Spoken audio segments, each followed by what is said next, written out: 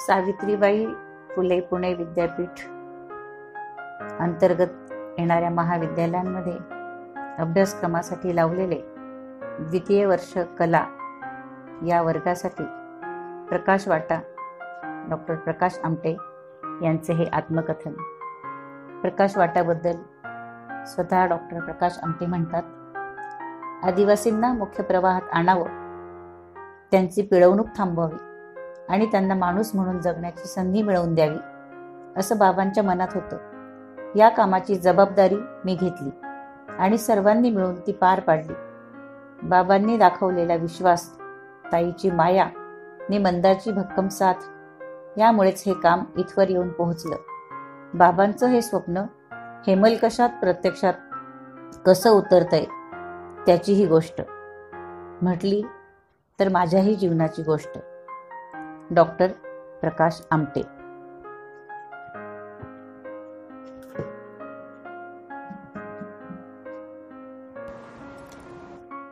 Doctor प्रकाश आमटेंचे हे जीवनचरित्र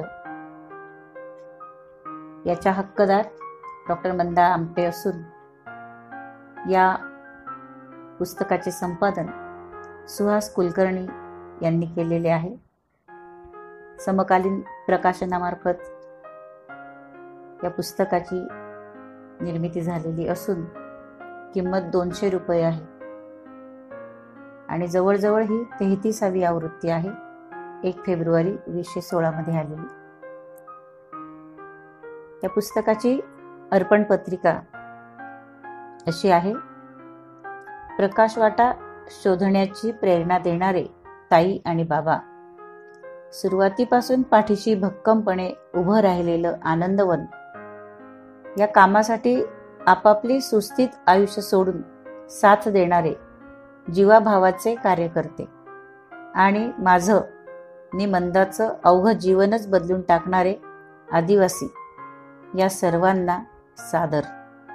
doctor Prakash Amte. या जीवन चरित्राचे 15 शीर्षकांखाली विभाजन केलेले आहे. त्यातलं पहिलं शीर्षक मॅगेसेसेचा आनंद. 31 जुलै 2008 हेमलकशाच्या लोकबिरादरी प्रकल्पावरचा फोन खणखणला. फोन करणारा मला आणि मंदाला कम्युनिटी लिडरशिपसाठीचं त्या वर्षीचं रॅमन मॅगेसेसे पारितोषिक मिळाल्याचं सांगत होता. ही बातमी कळल्यानंतर आमच्या घरात आणि प्रकल्पावर आनंदाची लहर पसरली.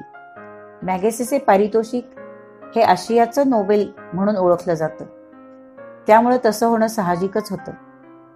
आपल्या इतक्या वर्षांच्या कामाची दखल, तीही आंतरराष्ट्रीय पातळीवर घेतली जाते, याचा आनंद मोठा होताच. त्यानंतरचे दिवस खूप धावपळीचे होते. पहिले 2-3 दिवस तर घरातल्या सगळ्यांचेच फोन सतत सुरू होते. इतक्या सुहृदांना या बातमीमुळे आनंद झालाय, ही भावनाच फार भारावून टाकणारी होती.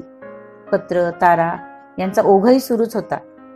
त्यानंतर मात्र विदर्भात मुसळधार पाऊस सुरू झाला आणि दरवर्षीप्रमाणेच आमचा बाकीच्या जगाशी संपर्क तुटला. जंगलात कुठेतरी केबल तुटून पडल्याने फोनही बंद झाले आणि शुभेच्छांचा ओघ नाईलाजाने थांबला. तरीही आमच्यापर्यंत पोचू न शकलेले लोक आनंदवनात पत्र, तारा पाठवतच होते. मुख्यमंत्री, राष्ट्रपतींचेही अभिनंदनपर संदेश आले. खुद्द राष्ट्रपतींचा 1 ऑगस्टला स्पीड पोस्टने पाठवलेला संदेश इथल्या अवघड परिस्थितीमुळे तब्बल 13 दिवसांनी पोचला. ही वेगळीच गंमत. आतापर्यंत हेमलकसा हे नावही माहीत नसलेले माध्यमांचे बातमीदार इथे येऊन दाखल झाले. त्यांनी मुलाखती घेतल्या, परिसराचं चित्रीकरण केलं. हे सगळं सुरू असताना आमची फिलिपाईन्सला जायची तयारीही सुरू होती. 2008 मध्ये मॅगेसेसे पुरस्काराला 50 वर्ष पूर्ण होत असल्यामुळे मनिलाला होणारा कार्यक्रम नेहमीसारखा केवळ 1 दिवसाचा नव्हता. आम्हाला 26 ऑगस्ट ते 3 सप्टेंबर या काळात तिथे उपस्थित राहायला सांगण्यात आलं होतं. व्हिसासाठी प्रत्यक्ष आम्हा दोघांना जावं लागलं नाही, पण पावसामुळे व्हिसाची कागदपत्र घेऊन जाणारी गाडी वाटेत 12 तास अडकून पडली. अर्थात नंतर सगळं सुरळीत झालं आणि आम्ही फिलिपाईन्सला जाऊनही आलो. 50 वर्ष पूर्ण झाल्याच्या निमित्ताने हयात असलेल्या आतापर्यंतच्या सगळ्या पुरस्कार विजेत्यांना तिथे आमंत्रित करण्यात आलं होतं. हा योग खरोखरच अपूर्व होता. या सगळ्यांना भेटायला मिळालं याचा खूप आनंद झाला. 1985 साली बाबा आमटे यांना हा पुरस्कार मिळाला होता. त्यांच्यानंतर परत एकाच कुटुंबात हा पुरस्कार येणं ही भारतातली पहिलीच घटना.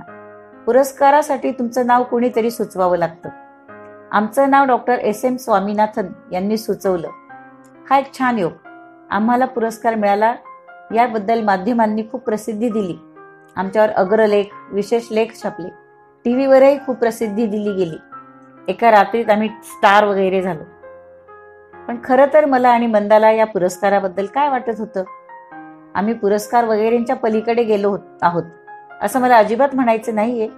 रॅमन मॅगेसेसे हा फिलिपाईन्सच्या दूरदृष्टी असलेला साधारण नेता होता. प्रत्येकाला स्वातंत्र्यात आणि आनंदात राहायला अधिकार आहे हा विचार तो मांडायचा. आम्हालाही कुठेतरी असंच वाटतं. त्यामुळेच विचारानं आपल्याशी नातं असणाऱ्या व्यक्तीच्या नावाचा पुरस्कार मिळणं ही खरोखरच चांगली गोष्ट होती. त्यातही हा पुरस्कार आहे तो कम्युनिटी लिडरशिपसाठी. जागतिकीकरणाच्या रेट्यात व्यक्ती आणि समाज यांचं वेगळं अस्तित्व राहणारच नाही अशी परिस्थिती निर्माण होऊ पाहते. या पार्श्वभूमीवरही हा पुरस्कार दिलासा देणारा.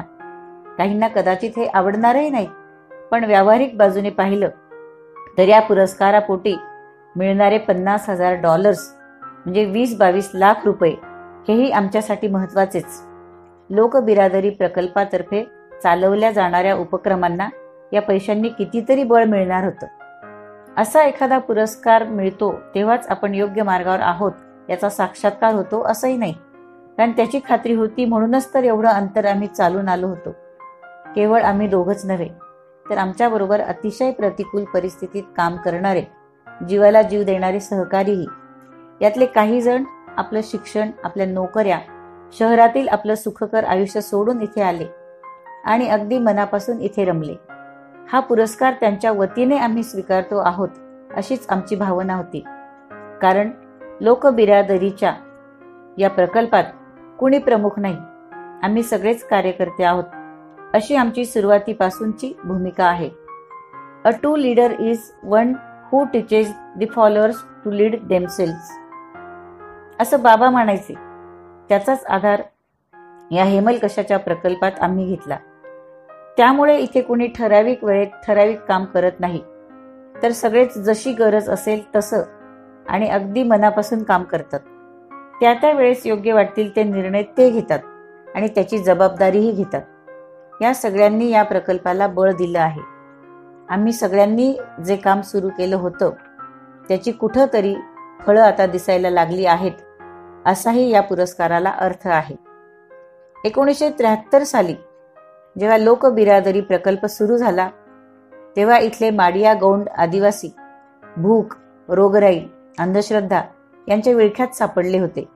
भामरागडच्या जंगलापलीकडचं दुसरं जग त्यांना माहीत नव्हतं. या जगाच्या चालीरीती, कायदे कानून त्यांच्या ओळखीचे नव्हते. वाहणाऱ्या नद्या आणि जंगली जनावरं यांच्या आवाजापलीकडे तिसरा आवाज या भागात ऐकू येत नव्हता. इथला परिसर सुंदर होता, पण ते सौंदर्य रौद्र होते. जगापासून पूर्ण तुटलेल्या या समाजाला मुख्य प्रवाहाची ओळख करून द्यायचं हे आव्हान आम्ही सगळ्यांनी स्वीकारलं आणि थोड्याफार प्रमाणात यशस्वीही करून दाखवलं. आज हेमलकशाला 40 खाटांचं हॉस्पिटल आहे. तिथे उपचार करून घ्यायला लांब लांबून लोक येतात. इथल्या आदिवासींची मुलं आज शाळेत शिकून शहाणी होत आहेत, बाहेरच्या जगात जाऊन नोकऱ्या करताहेत. आज इथे हिरवीगार शेती पिकते. इथलं घनदाट जंगल अजून तसंच आहे, पण पक्ष्यांच्या किलबिलाटानं आणि माणसांच्या चाहुलीनं त्याला चैतन्य आलंय. दळणवळणाच्या साधनांनी हेमलकसा आणि बाकीचं जग यात एक पूल बांधला गेलाय. हा सगळा प्रवास अंधाराकडून उजेडाकडे असा होतो शब्दशः, कारण इथे पहिली 17 वर्षे वीज नव्हती. आता आमची दुसरी पिढीही या कामात सक्रिय आहे आणि त्यामुळेच हे काम पुढे चालू राहील हा विश्वास आहेच. इथल्या आदिवासी जेव्हा खऱ्या अर्थाने स्वयंपूर्ण होईल, त्याला इतरांच्या कुठल्याच मदतीची गरज पडणार नाही, तेव्हाच इथलं काम पूर्ण झालं असं मला वाटेल.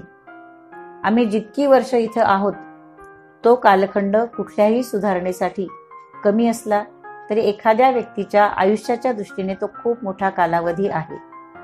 मी इथे काम करायचं ठरवलं त्याचा आता विचार करताना असं वाटतं की मी, बाबा आणि ताईचा मुलगा होतो, त्यामुळे हे सगळं माझ्यासाठी अगदी सहज झालं.